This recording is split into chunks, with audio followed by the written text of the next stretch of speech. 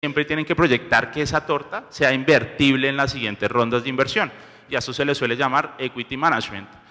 Y en ese sentido, así se suele ver un cap table a lo largo del tiempo o por los procesos de dilución por los que pasan distintos founders. Por lo general suele iniciar el founder con el 100% y ahí tiene el 100% de la sociedad. Después vincula a otro inversionista, a otro cofundador y le da el 50% de la sociedad y ahí están mitad, mitad, es en el de abajo. Luego de eso abre su primera ronda, su ronda Family and Friends. Y suele entregar no sé, el 10, 15% a la tía, a la hermana que les puso ese primer ticket, que confió en ellos. Luego de eso sale una ronda pre-seed y entrega el 10% adicional de la empresa. Entonces está bajito, fundador 1, fundador 2, la ronda de Family and Friends y los primeros inversionistas. Y en la serie A, pues puede llegar a este tipo de dilución. Por lo general hay founders que no llegan sino con el 50% de su sociedad en ronda serie A. Entonces aquí la recomendación es proyecten muy bien lo que van a entregar, o sea, no entreguen más del 10 o el 15% en etapas tan tempranas, jueguen con su cap table de tal forma que garanticen llegar a una etapa muy tardía con una buena participación accionaria, no solo por ustedes, sino porque a eso se les suele llamar un DIRI cap table. En caso de que un fondo de inversión vean que ustedes están diluidos en etapa muy temprana, no los van a invertir. ¿Por qué? Porque lo que necesita garantizar un fondo de inversión es que ustedes están skinning the game hasta el final del proceso, que ustedes tienen suficiente equity para acompañarlos hasta el éxito. Si los ven muy diluidos en etapa temprana, es posible que el fondo diga, venga, muy linda su startup, pero arregle ese cap table y luego me busca. Entonces hay 4 o 5 síntomas de cap table, zoológico de inversionistas, no tengan más de 50 inversionistas en etapa tan temprana, hay gente que se acostumbra a levantar tickets de $1000 y no sé, metió 50 personas dentro del cap table, eso atomiza el control y la toma de decisión. Alinear a 50 personas para tomar una decisión es completamente difícil, entonces cuidado con el zoológico de inversionistas. Por otro lado, cuidado con ese socio al cual le entregaron equity en etapa temprana y se fue, que ya no está con ustedes, eso también es un síntoma de DIRI cap table. También un inversionista que en etapa muy temprana les dice, venga, yo le doy el 50%, deme el 50% de su empresa por X plata, eso también es un síntoma de DIRI cap table porque no les va a permitir proyectar la dilución del cap table de una manera eficiente y el fondo de Venture Capital al final le dice, venga, muy lindo su modelo de negocio, pero su cap table está terrible. Y esto lo he visto yo de maneras que no se imaginan, he visto esposos separados, ha pasado de todo en mi experiencia, entonces por eso les digo que mucho cuidado con el cap table, mucho cuidado con esa dilución.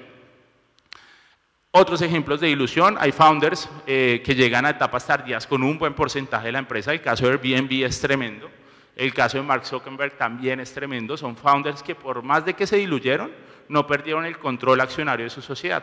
Una cosa es diluirse, una cosa es entregar participaciones y otra cosa es perder el control corporativo frente a la toma de decisión de mi empresa. Entonces, mucho cuidado con las acciones que negocian, mucho cuidado con derechos preferentes, con votos múltiples, siempre asesórense por un abogado en estos términos. Conozco founders que han perdido en etapa temprana el control o la toma de decisión porque negociaron 3 puestos en junta y los bloquearon frente a toma de decisiones. Entonces, mucho cuidado no solo con la dilución, sino con el gobierno corporativo.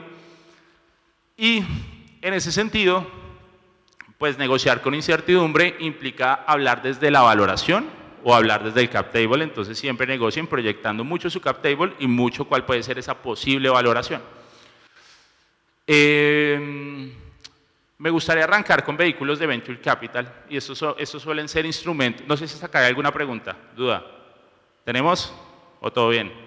Una cosa es el control accionario, otra cosa es el control corporativo. Yo en acciones puedo tener el 80% de mi empresa, pero si mi junta directiva tiene 5 puestos en junta y 3 de esos los entregué, perdí el control corporativo, pero tengo mayoría accionaria.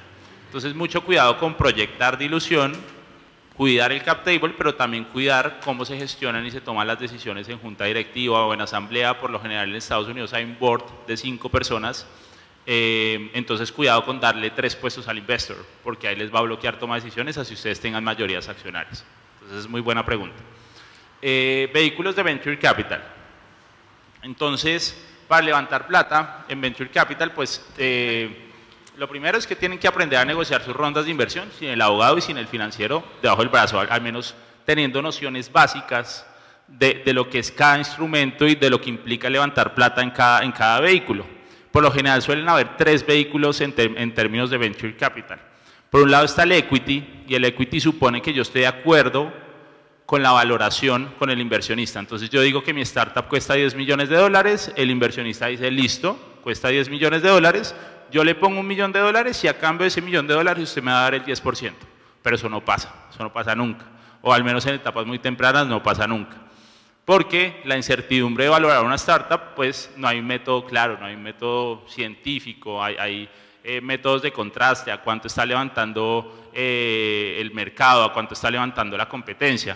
Pero la inversión en equity se suele dar en etapas tardías, por lo general en Serie A, como les decía. Entonces, Y Combinator hace unos años inventó unos vehículos que llaman los vehículos convertibles, sobre todo el SAFE. La nota convertible es un contrato que existe en Latinoamérica desde hace mucho tiempo, pero se usa para levantar inversiones en startups. Entonces me gustaría iniciar por la nota convertible, ya que entendimos que es el equity. Equity, de nuevo, estar de acuerdo sobre la valoración, inversionista pone una plata y yo le entrego unas acciones como esa contraprestación por la plata que me dio. Estamos de acuerdo sobre la valoración, 10 millones de dólares, me dan 1, entrego 10%. Ahora, la nota convertible es un contrato mixto, es un contrato que tiene, esta historia a mí me gusta explicarla, en Colombia cala un poquito más, porque, bueno, nosotros los colombianos somos muy hinchas del fútbol y somos muy hinchas de James Rodríguez, y cuando James Rodríguez se fue del Real Madrid al Bayern Múnich, el Real Madrid lo prestó con opción de compra. Entonces le dijo al Bayern, yo le presto a James, yo le defino un valor de lo que cuesta ahorita, y en caso de que usted decida ejercer la opción de compra, usted me compra a James, pero si usted decide no hacerla, me lo regresa. La nota convertible es lo mismo, es un contrato de préstamo con opción. Es un contrato en el cual yo le digo el inversionista le dice al founder, venga, yo le presto esta plata, y ponemos un plazo determinado, ponemos unos intereses, ponemos un cap, un techo máximo de valoración, vemos si hay un descuento o no, y entendemos cuál puede ser un evento de conversión, y una vez se cumpla ese plazo, señor emprendedor, usted está o en la obligación de pagarme esa deuda o de capitalizar esa deuda en acciones. Es decir, es un contrato de mutuo con opción de compra. Entonces, en ese sentido, hay unos temas que hay que tener en cuenta frente a la nota convertible. Yo no lo recomiendo en etapa tan temprana, porque iniciar una startup con pasivos o con deudas muy altas no es tan saludable. Sin embargo, son mecanismos, son eficientes, a lo largo lo que se necesita es capital para poder iniciar, pero hay elementos como el plazo, y el plazo es durante cuánto tiempo yo le voy a prestar la plata, ¿sí? El interés no puede superar la tasa de usura, no puede ser superior a lo que disponga el ordenamiento en términos financieros.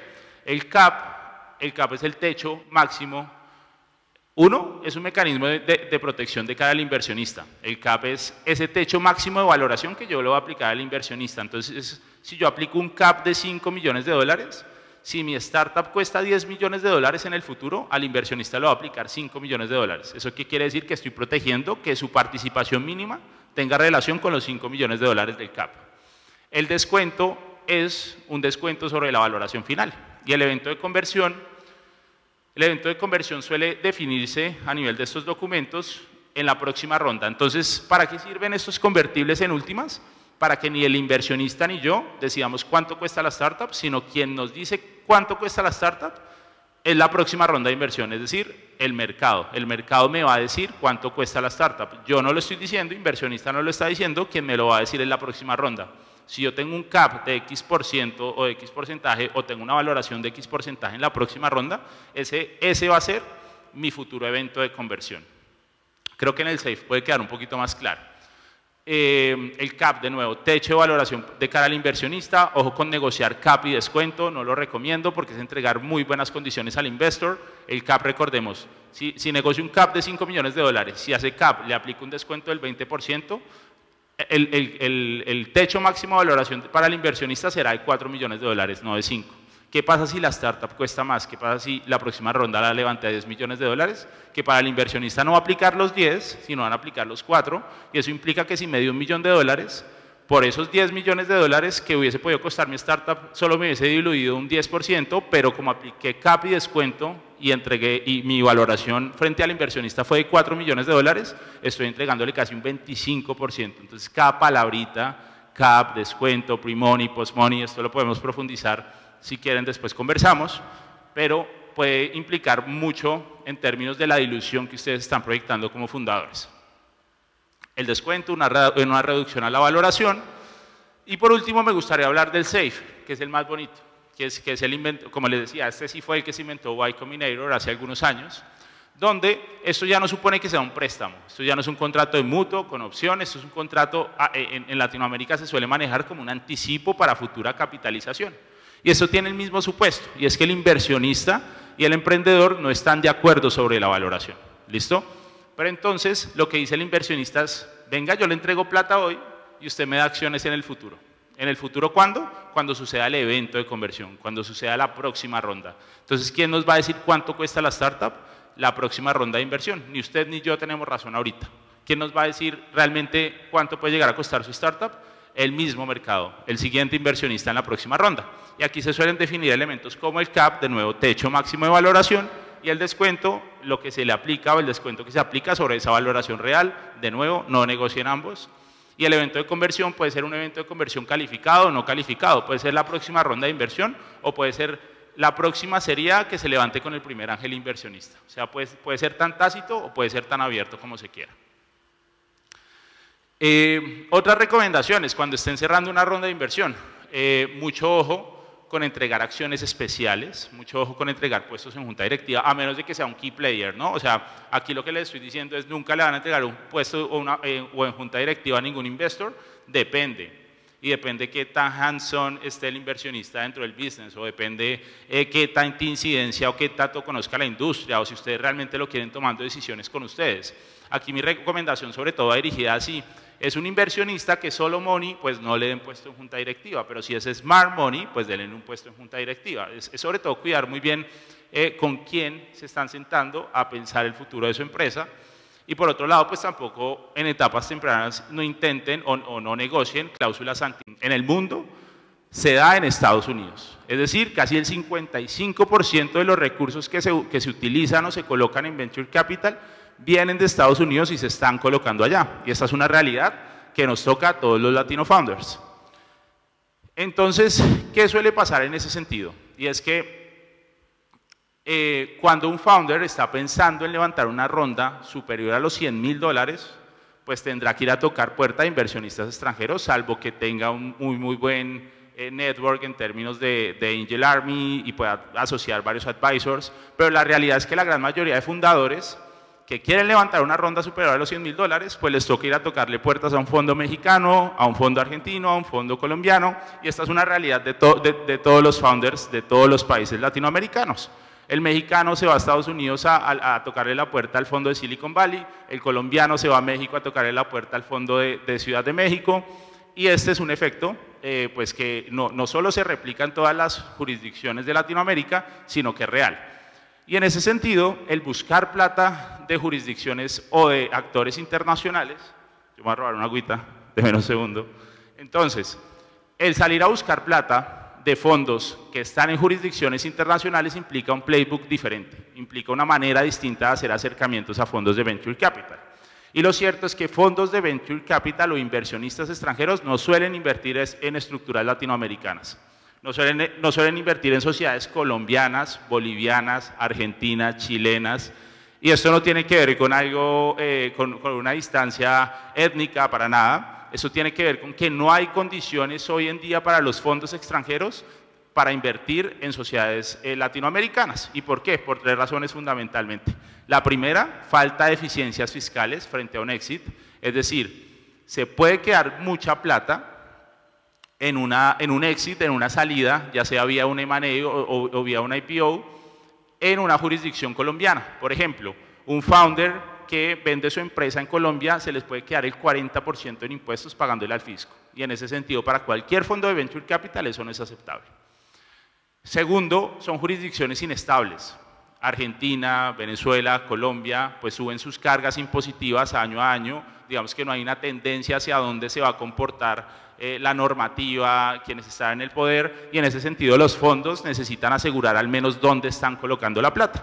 Y por último, no hay equipos para hacer due diligence, es decir, cuando ustedes pasan por un proceso de inversión, un fondo le dice, bueno, venga para acá, yo reviso toda la información que usted me mandó, y si el fondo no tiene un abogado colombiano que sea capaz de entregarle un diagnóstico de cómo está la sociedad en ese sentido, pues no va a invertir.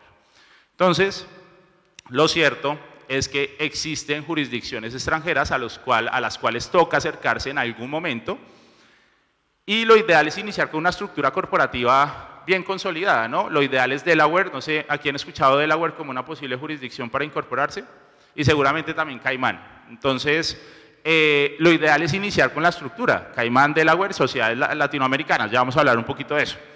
Pero lo cierto es que no todos los founders tienen para sostener y costear una estructura corporativa tan costosa, porque es una estructura corporativa costosa, sobre todo la de Caimán. Entonces, según nuestra experiencia y nuestra recomendación, las startups que están en pre-seed o que se van a adelantar o que se están acercando a levantar pre-seed ya deberían contar con una estructura al menos en Delaware, ¿vale? Y las startups que se están acercando a Serie A o están haciendo puente Serie A ya deberían contar con una estructura en Caimán, pero no todo funciona para todas. Entonces vamos a hablar un poquito acá de las estructuras corporativas más comunes y qué funciona para cada caso. Empecemos por la LLC en Delaware. Esta es la estructura común o mi favorita, pienso yo. Tiene ciertos supuestos. Cuando no vas a operar en Estados Unidos, la LLC hace mucho sentido. Los inversionistas lo aceptan. Y cuando vas a tener un exit, yo sé que en etapa temprana es muy difícil estimar por dónde se va a tener un exit, si va a ser VIPO o si lo que espero es que un competidor más grande me adquiera, pero en ese sentido, si ustedes están esperando o ven el exit vía un M&A y que lo que sea que compre esa persona o ese actor o ese adquiriente sea una sociedad latinoamericana, la LLC tiene mucho sentido. La LLC es una sociedad eficientemente fiscal porque no tiene un impuesto que se llama Corporate Tax, que sí tiene la C Corp, es decir, esta es una sociedad que hace pass-through, es una sociedad de paso. Entonces, en caso de que ustedes vendan la sociedad latinoamericana, el dinero hace pass-through al accionista y el accionista paga según su país de residencia fiscal. No hay un impuesto corporativo como lo hay en el caso de la C Corp, donde sí hay un impuesto del 21%. El siguiente caso es el caso de la C Corp. Y la C Corp es otro de los vehículos corporativos en Estados Unidos. Hay tres tipos corporativos, LLC, C Corp y S Corp. Aquí solo vamos a hablar de dos. Y la C Corp funciona cuando vas a operar en Estados Unidos porque ese ingreso, ese income, el US income, se puede castigar con el impuesto de renta. Sabes que el exit va a ser que te adquieran la C Corp, es decir, que no solo te adquieran la sociedad colombiana o la sociedad boliviana, sino que te adquieran toda la operación, es decir, la mamá y sus hijos, y si te adquieren de esa forma puede ser eficiente a nivel fiscal, y sabes que probablemente tu exit sea vía un IPO, o sea, vía salida a bolsa pública de valores, porque esta es la única sociedad en Estados Unidos habilitada para salida a bolsa pública de valores. Y después de esto viene el gran Cayman Sandwich, y el gran Cayman Sandwich tiene un argumento. Esto viene de una historia que le pasó al founder de Viva Real, que hoy en día es el founder de Latitude, no sé si lo conocen, Brian Rickwart, un founder bastante conocido, pues que además tiene una aceleradora en Brasil, donde hace 7 años pues el ecosistema no estaba construido para que latino founders residentes fiscales en Latinoamérica fuesen a levantar capital y además fuesen a tener un exit. Pues digamos que en ese vaivén de asesorías pues le dijeron haga una C Corp, haga una LLC, haga una C Corp, haga una LLC. El caso fue que el hombre constituyó una LLC, luego se transformó a C Corp, luego constituyó otra LLC y se transformó a C Corp, y el exit, es decir, cuando él vendió su empresa, la terminó vendiendo como una C Corp y se quedó el 40% de esa transacción en impuestos, en cargas impositivas. Entonces el Cayman Sandwich se hace para founders que son latinoamericanos o no necesariamente latinoamericanos, pero que no son residentes fiscales en Estados Unidos. ¿Por qué? Porque en caso de que el exit sea vía un M&A, es decir, que la LLC sea la que se le venda a un actor más grande y se vendan todos los activos que le pertenecen a esa sociedad subsidiaria, pues quien recibe el dinero es la sociedad de Caimán. El dinero sube y lo recibe una accepted company. ¿Y esto qué quiere decir?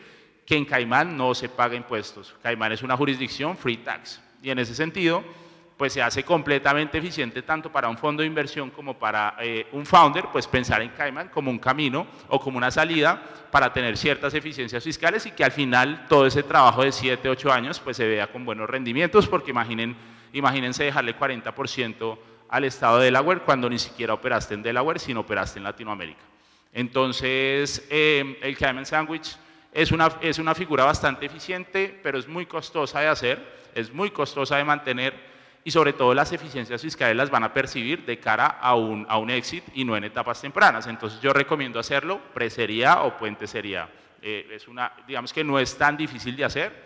El flip, por ejemplo, ¿qué es el flip? Para explicarlo de manera rápida. ¿Quiénes de ustedes ya tienen una sociedad en Bolivia o tienen un vehículo constituido en Bolivia? Varios. Entonces, ¿qué pasa si uno de ustedes quiere crear una sociedad en Delaware y tiene una sociedad en Bolivia? Hay que hacer algo para que la sociedad boliviana le ceda las participaciones a la sociedad de arriba para crear un vínculo entre ambas. A eso se le suele llamar un flip. Entonces, el flip de Delaware a Cayman es relativamente sencillo. El flip de Bolivia a Delaware puede ser relativamente sencillo, depende de cada jurisdicción y depende de cada caso. Eso sí recomiendo revisarlo con un abogado. Y bueno, por ende, las estructuras corporativas se vuelven necesarias e importantes cuando ustedes están haciendo acercamientos a fondos internacionales. Ojo, muchos fondos locales no lo piden. Yo tengo clientes en Colombia que levantaron 4 o 5 millones de dólares, pero las rondas que cerraron, las cerraron con fondos locales o institucionales o CVCs o family offices, pero cuando fueron a tocarle la puerta a un fondo internacional para su siguiente ronda, le dijeron, venga, pero ¿cómo así que usted no tiene una estructura en Delaware? ¿Cómo así que usted no tiene una estructura en Cayman? Entonces, esto puede indicar un red flag para un fondo de cara a ese acercamiento, entonces recomiendo tenerlo en cuenta. Y bueno, no es necesario, no es suficiente solo con una estructura corporativa bien hecha. También hay que cuidarse mucho de cómo se sale al exit y qué tanta protección tienen ustedes, founders, o le dan a los inversionistas de cara a un eventual exit. Este es un exit que salió bien. ¿Ustedes conocen Figma? Yo supongo que muchos, bueno, si están en producto, todos deben estar maquetando en Figma seguramente. Entonces, ese es un exit en el que las cosas se dieron de manera bastante bien, pero son founders que cuidaron mucho su cap table y que le garantizaron buenas condiciones a los inversionistas que ingresaron en todas las etapas. En este caso, un inversionista que ingresó en Serie B, en Figma, que invirtió 1.1 millones de dólares, pues al final, en la Serie F, logró un 200X, es decir, la valoración de Figma en el 2021 con su Serie F fue de 200 billones de dólares, 200 millones de dólares, y en ese sentido él logró hacer un exit bastante eficiente, pero está al otro lado de la moneda, y ahorita cuando estaba revisando los slides decía, venga, ¿será que hablo de WeWork? Y bueno, no sé si todos entendemos qué está pasando en WeWork hoy, está cerca de declararse en bancarrota. Este es el caso de un inversionista que ingresó en Serie H, que metió 4.7 billones de dólares por el 10%, ese inversionista es bien famoso, es SoftBank. Ellos fueron quienes inflaron la valoración de WeWork antes de salir a bolsa, y ellos hicieron el exit, hicieron el IPO, y saliendo al IPO lograron un menos 5X en la inversión, y hoy en día pues casi que perdió todo el valor si no lograron salir con sus stocks o vender de manera pública sus acciones. Entonces hay dos formas de hacer las cosas, cuando se da bien y cuando se da mal. Sin embargo, hay que tener ciertos elementos y criterios para entender que puede llegar a ser un buen control de mi equity o de mi cap table. Ahorita vamos a hablar un poquito de eso, pero me gusta poner estos dos casos porque son casos de la vida real. Esta es una alternativa para el flip, digamos que no voy a ahondar o profundizar mucho en esto, solo quiero darles tranquilidad de que quienes tienen hoy un vehículo incorporado en alguna sociedad latinoamericana siempre van a poder moverlo o siempre van a poder trasladarlo a Delaware. Y bueno, avanzando, me gustaría hablar sobre estrategias de negociación en rondas de Venture Capital. Entonces, aquí está el gran meollo del asunto, la valoración. Una startup en etapa temprana no tiene cómo hacer una valoración por el método que sea. Hay métodos de flujo de cajas contados, múltiplos, VC, torbellino, pero una startup no se valora por su capacidad de generar ingreso inmediato, sino por esa capacidad de generar ingreso futuro. Y en ese sentido, llegar a un acuerdo con el inversionista sobre la valoración en etapa temprana es demasiado difícil. Cuando uno suele llegar a acuerdos sobre las valoraciones, es cuando uno tiene un track record o cuando uno tiene un indicio de, según mi flujo de caja, cuánto puedo llegar a facturar durante los próximos 2 años, y eso se suele dar en rondas de straight equity, que suelen ser en Serie A, Serie B más o menos. Entonces, en esa nebulosa de lo que pueda llegar a ser una valoración de una startup, pues cómo hay que empezar la negociación desde el cap table. O sea, ustedes siempre tienen que garantizar que tienen un cap table invertible. ¿Qué es un cap table? Una composición accionaria, una tortica. Hagamos de cuenta que su porcentaje de acciones es una pizza y ustedes tienen 10 rebanadas. Si ustedes entregan una rebanada, pues ya no van a tener 10 rebanadas, sino van a tener 9 de las 10. Entonces ustedes siempre tienen que proyectar que esa torta sea invertible en las siguientes rondas de inversión, y a eso se le suele llamar equity management. Y en ese sentido, así se suele ver un cap table a lo largo del tiempo o por los procesos de dilución por los que pasan distintos founders. Por lo general suele iniciar el founder con el 100% y ahí tiene el 100% de la sociedad. Después vincula a otro inversionista, a otro cofundador y le da el 50% de la sociedad y ahí están mitad, mitad, es en el de abajo. Luego de eso abre su primera ronda, su ronda Family and Friends. Y suele entregar no sé, el 10, 15% a la tía, a la hermana que les puso ese primer ticket, que confió en ellos. Luego de eso sale una ronda pre-seed y entrega el 10% adicional de la empresa. Entonces está bajito, fundador 1, fundador 2, la ronda de Family and Friends y los primeros inversionistas. Y en la serie A, pues puede llegar a este tipo de dilución. Por lo general hay founders que no llegan sino con el 50% de su sociedad en ronda serie A. Entonces aquí la recomendación es proyecten muy bien lo que van a entregar, o sea, no entreguen más del 10 o el 15% en etapas tan tempranas, jueguen con su cap table de tal forma que garanticen llegar a una etapa muy tardía con una buena participación accionaria, no solo por ustedes, sino porque a eso se les suele llamar un DD cap table. En caso de que un fondo de inversión vean que ustedes están diluidos en etapa muy temprana, no los van a invertir. ¿Por qué? Porque lo que necesita garantizar un fondo de inversión es que ustedes están skin in the game hasta el final del proceso, que ustedes tienen suficiente equity para acompañarlos hasta el éxito. Si los ven muy diluidos en etapa temprana, es posible que el fondo diga, venga, muy linda su startup, pero arregle ese cap table y luego me busca. Entonces hay 4 o 5 síntomas de cap table, zoológico de inversionistas, no tengan más de 50 inversionistas en etapa tan temprana, hay gente que se acostumbra a levantar tickets de $1000 y no sé, metió 50 personas dentro del cap table, eso atomiza el control y la toma de decisión. Alinear a 50 personas para tomar una decisión es completamente difícil, entonces cuidado con el zoológico de inversionistas.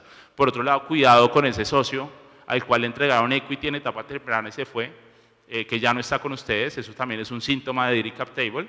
También un inversionista que en etapa muy temprana les dice, venga, yo le doy el 50%, deme el 50% de su empresa por X plata, eso también es un síntoma de DD cap table porque no les va a permitir proyectar la dilución del cap table de una manera eficiente y el fondo de Venture Capital al final le dice, venga, muy lindo su modelo de negocio, pero su cap table está terrible. Y esto lo he visto yo de maneras que no se imaginan, he visto esposos separados. Ha pasado de todo en mi experiencia, entonces por eso les digo que mucho cuidado con el cap table, mucho cuidado con esa dilución. Otros ejemplos de dilución, hay founders que llegan a etapas tardías con un buen porcentaje de la empresa, el caso de Airbnb es tremendo, el caso de Mark Zuckerberg también es tremendo, son founders que por más de que se diluyeron, no perdieron el control accionario de su sociedad. Una cosa es diluirse, una cosa es entregar participaciones y otra cosa es perder el control corporativo frente a la toma de decisión de mi empresa. Entonces, mucho cuidado con las acciones que negocian, mucho cuidado con derechos preferentes, con votos múltiples, siempre asesórense por un abogado en estos términos. Conozco founders que han perdido en etapa temprana el control o la toma de decisión porque negociaron 3 puestos en junta y los bloquearon frente a toma de decisiones. Entonces, mucho cuidado no solo con la dilución, sino con el gobierno corporativo. Y en ese sentido, pues negociar con incertidumbre implica hablar desde la valoración o hablar desde el cap table, entonces siempre negocien proyectando mucho su cap table y mucho cuál puede ser esa posible valoración. Me gustaría arrancar con vehículos de Venture Capital y estos suelen ser instrumentos, no sé si hasta acá hay alguna pregunta, duda. ¿Tenemos? ¿O todo bien? Una cosa es el control accionario, otra cosa es el control corporativo. Yo en acciones puedo tener el 80% de mi empresa, pero si mi junta directiva tiene 5 puestos en junta y 3 de esos los entregué, perdí el control corporativo, pero tengo mayoría accionaria.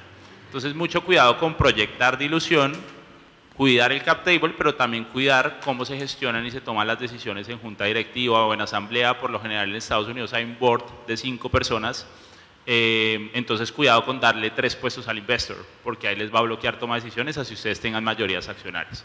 Entonces es muy buena pregunta. Vehículos de Venture Capital.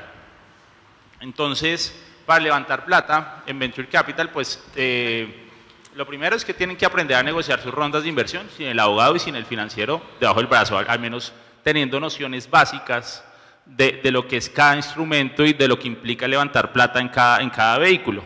Por lo general suelen haber 3 vehículos en términos de Venture Capital.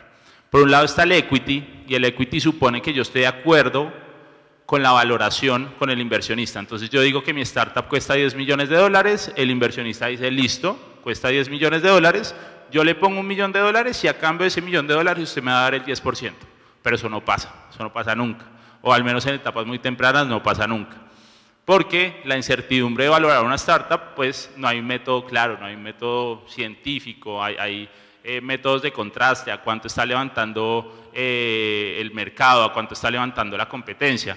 Pero la inversión en equity se suele dar en etapas tardías, por lo general en Serie A, como les decía. Entonces, Y Combinator hace unos años inventó unos vehículos que llaman los vehículos convertibles, sobre todo el SAFE. La nota convertible es un contrato que existe en Latinoamérica desde hace mucho tiempo, pero se usa para levantar inversiones en startups. Entonces me gustaría iniciar por la nota convertible, ya que entendimos que es el equity. Equity, de nuevo, estar de acuerdo sobre la valoración, inversionista pone una plata y yo le entrego unas acciones como esa contraprestación por la plata que me dio. Estamos de acuerdo sobre la valoración, 10 millones de dólares, me dan 1, entrego 10%. Ahora, la nota convertible es un contrato mixto, es un contrato que tiene, esta historia a mí me gusta explicarla, en Colombia cala un poquito más, porque, bueno, nosotros los colombianos somos muy hinchas del fútbol y somos muy hinchas de James Rodríguez, y cuando James Rodríguez se fue del Real Madrid al Bayern Múnich, el Real Madrid lo prestó con opción de compra. Entonces le dijo al Bayern, yo le presto a James, yo le defino un valor de lo que cuesta ahorita, y en caso de que usted decida ejercer la opción de compra, usted me compra James, pero si usted decide no hacerla, me lo regresa. La nota convertible es lo mismo, es un contrato de préstamo con opción.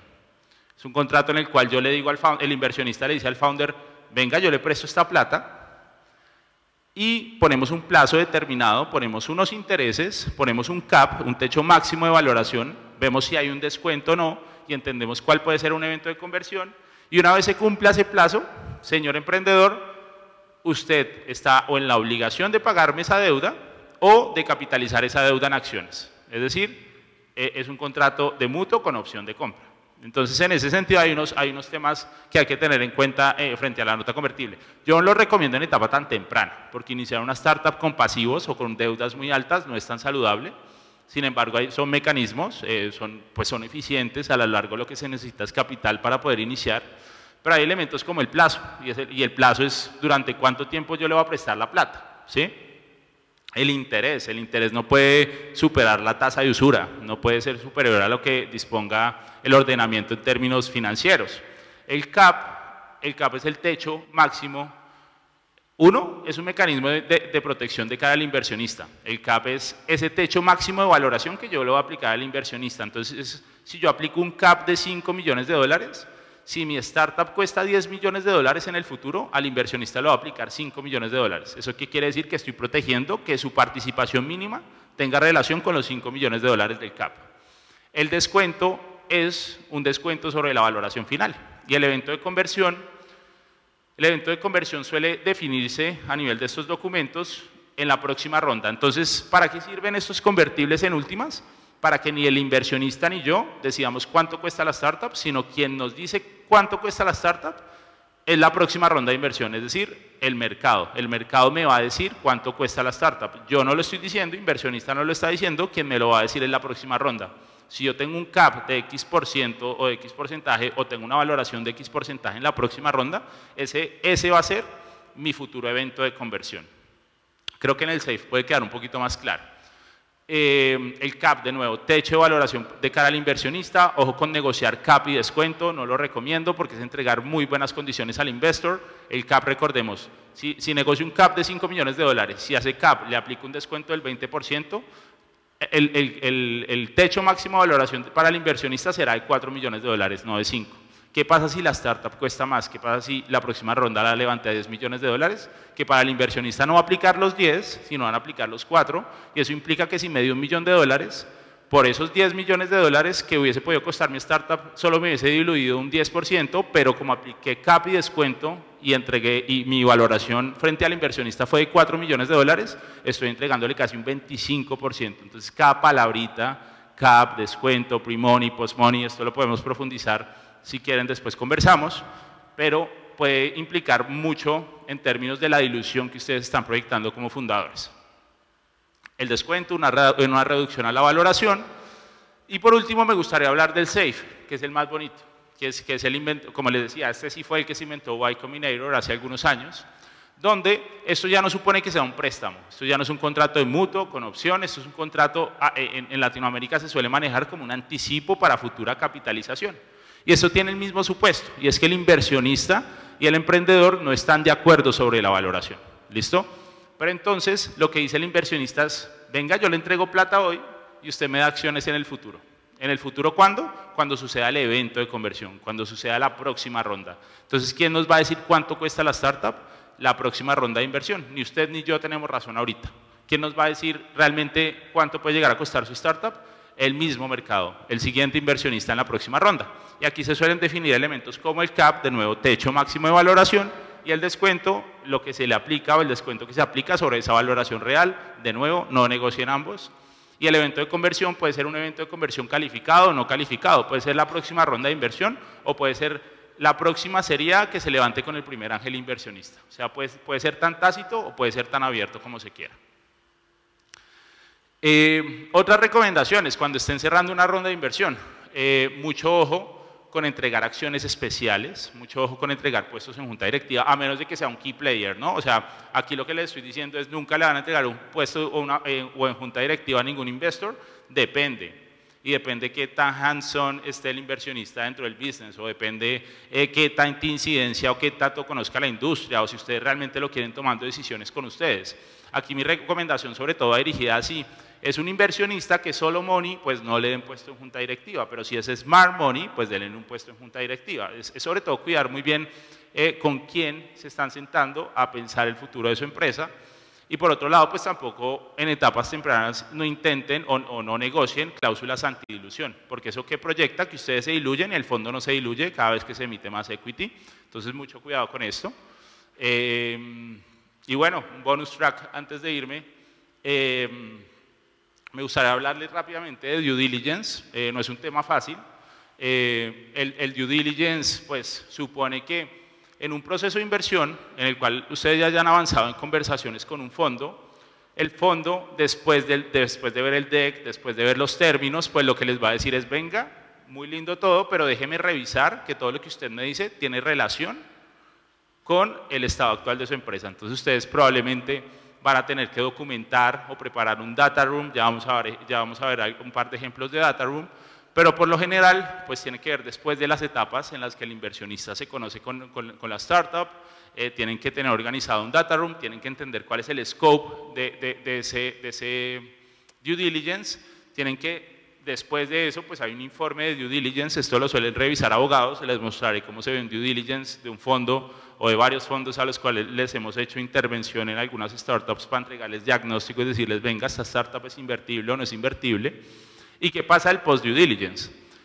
Entonces, estas suelen ser las etapas. Como les decía, se muestra el deck, hay una carta de intención, hay un NDA de por medio, porque ya cuando se comparte, yo le digo al founder, nunca ande con el NDA debajo del brazo.